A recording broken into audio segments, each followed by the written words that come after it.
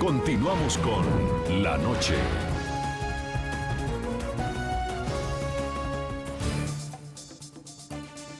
El avión de Malaysia Airlines, que supuestamente fue derribado en el este de Ucrania luego de ser impactado por un misil, se suma a una trágica lista de atentados contra aeronaves comerciales en pleno vuelo. Entre los más recordados están los que fueron atacados por la Unión Soviética en 1978 y 1983, así como el que derribó un buque de la Armada estadounidense en 1988. El avión de Malaysia Airlines que cayó en Ucrania trae a la memoria otros atentados similares en los últimos años.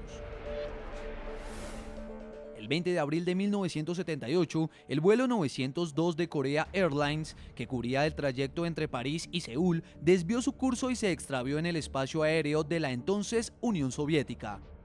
Las investigaciones revelaron que fue interceptado por naves cazas soviéticas, que le dispararon en varias ocasiones. El avión debió realizar un aterrizaje de urgencia de noche sobre la superficie de un lago congelado. 2 de los 97 pasajeros murieron.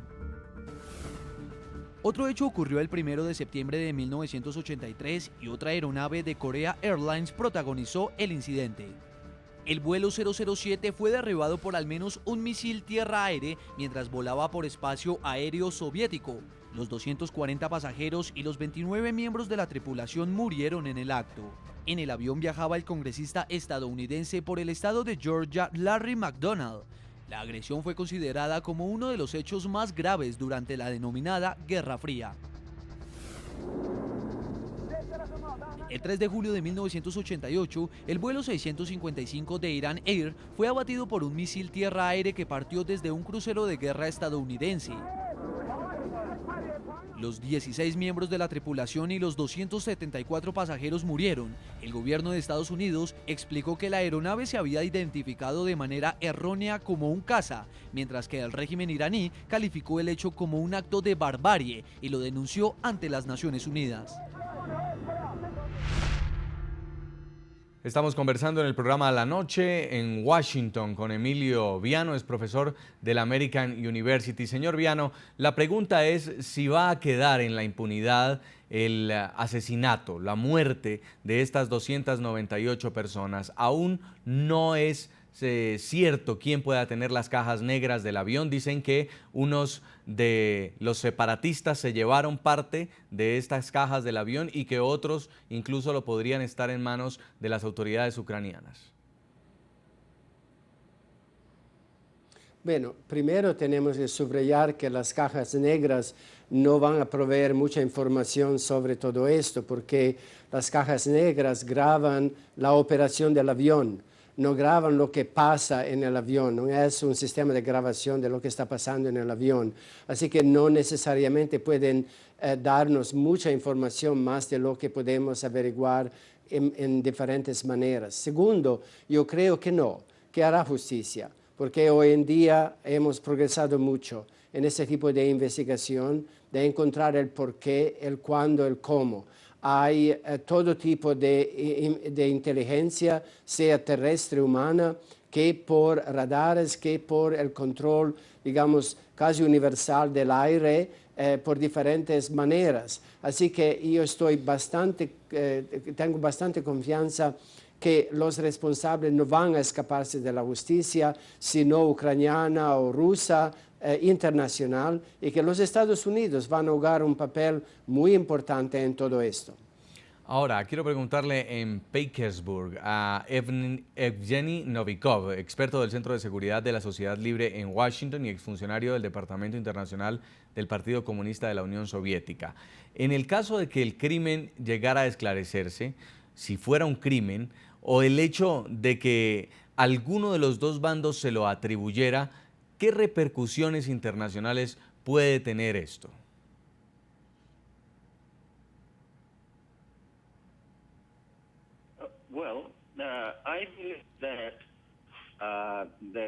Bueno, yo creo que habría consecuencias para Rusia si fuera responsable por la tragedia.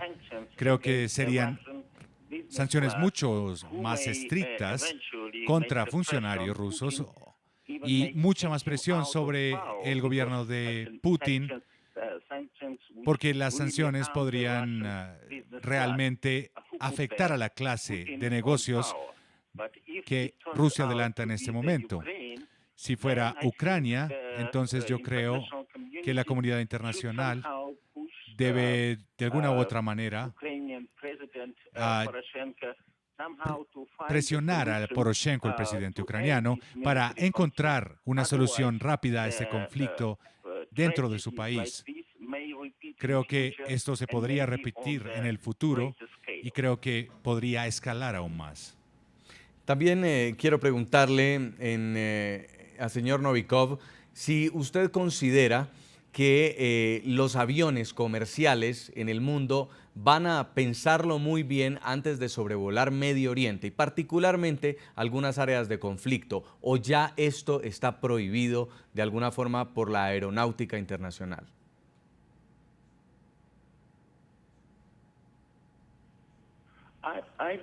Bueno, creo que los comandantes de los aviones deben tener más libertad para escoger las rutas de viaje y no confiar únicamente en las reglas de control aéreo internacionales o nacionales. Ellos deben saber que están volando sobre un territorio militarizado o sobre una zona de guerra y tienen todo el derecho, o deberían tener todo el derecho de salirse de esta ruta. Señor Hayes. Sí. Es decir, hay en este momento condiciones para que las aerolíneas puedan sobrevolar áreas como Ucrania, por ejemplo, como la Franja de Gaza, Afganistán, Irak. Mira, yo hablé ayer con un piloto y me dijo que los pilotos tienen la discreción de cambiar la ruta cuando la miran si es el vuelo, si tiene que pasar arriba de una zona caliente que la llaman ellos.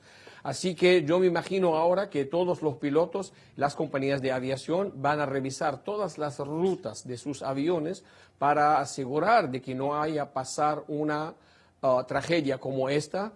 Y esto también es una alerta para todos los gobiernos de que terroristas que sean en la parte vamos a llamarlos Ucrania, si lo son de verdad terroristas o terroristas de verdad, como los de ISIS, como los que están en Irak o en Siria o en Gaza o lo que sea, que tengan alcance a estos misiles, que es lo que el daño que pueden causar al momento que llega a su mano, a su alcance, un misil de esta categoría.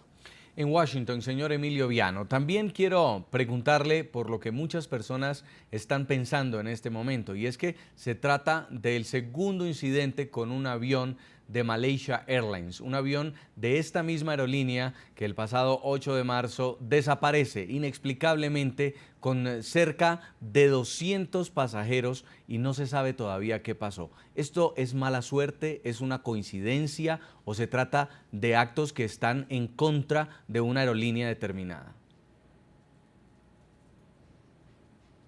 En mi opinión, no se puede descartar la posibilidad que fue un atentado contra el avión de Malasia perpetrado por otros, porque claramente la desaparición del aéreo el mes de marzo es nuevamente la misma aerolínea que encuentra ahora este accidente tan dramático. Me parece que hay algo ahí más del conflicto entre los prorrusos y los ucranianos.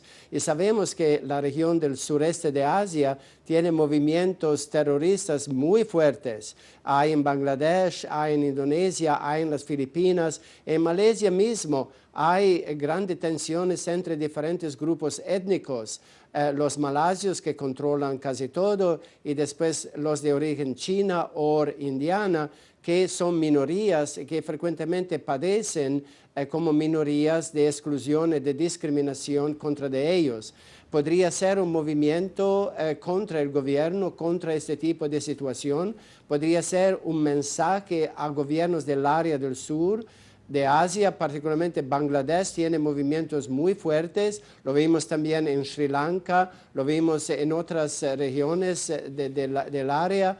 Así que yo creo no se puede descartar, antes de que tengamos todas las pruebas, que no fue un misil, que no fueron los prorrusos ucranianos, que fue otra cosa que continúa contra Malasia. En Petersburg, señor Novikov, hubo pasajeros incluso que publicaron en sus redes sociales fotografías de la aeronave antes de montarse, incluso pensando en que podría desaparecer, y hacían chistes de cómo lucía la aeronave en caso de que le ocurriera lo mismo que le pasó al avión el pasado 8 de marzo. Hoy la noticia es trágica. ¿Usted qué piensa sobre la situación de esta aerolínea y el futuro que pueda tener Malaysia Airlines?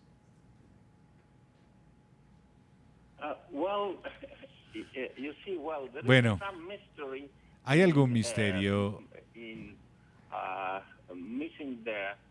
con respecto al avión perdido de Malaysian Airlines en el Océano Pacífico. La gente siempre, cuando va a volar, temen que algo pueda pasar, y esa es la razón por la que algunos pasajeros tomaron esas fotos en el vuelo MH17. Esa fue la razón, tal vez. Esta es una de las razones, pero también puede ser una indicación de que terroristas podrían estar contra Malaysian Airlines.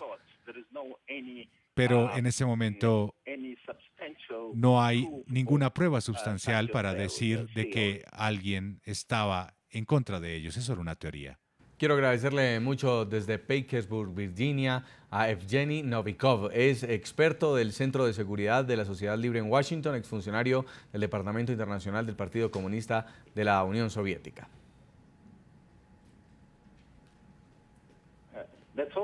Sí. También quiero agradecerle en Miami, Florida, a Joseph Hayes, experto en terrorismo y en política de Oriente Medio, por habernos acompañado en el programa La Noche. Gracias, buenas noches. Y en nuestros estudios en Washington, señor Emilio Viano, profesor de la American University, muy amable también por darnos sus impresiones, el panorama de lo que puede ocurrir a raíz de este trágico hecho en Ucrania. Muchas gracias. Muy buenas noches, gracias por invitarme. A todos nuestros televidentes los invito a que continúen enviando comentarios a www.ntn24.com. Pueden seguirnos escribiendo en Twitter a @ntn24, @segurizat y ntn24, @Jason Calderón y @lanoche ntn24.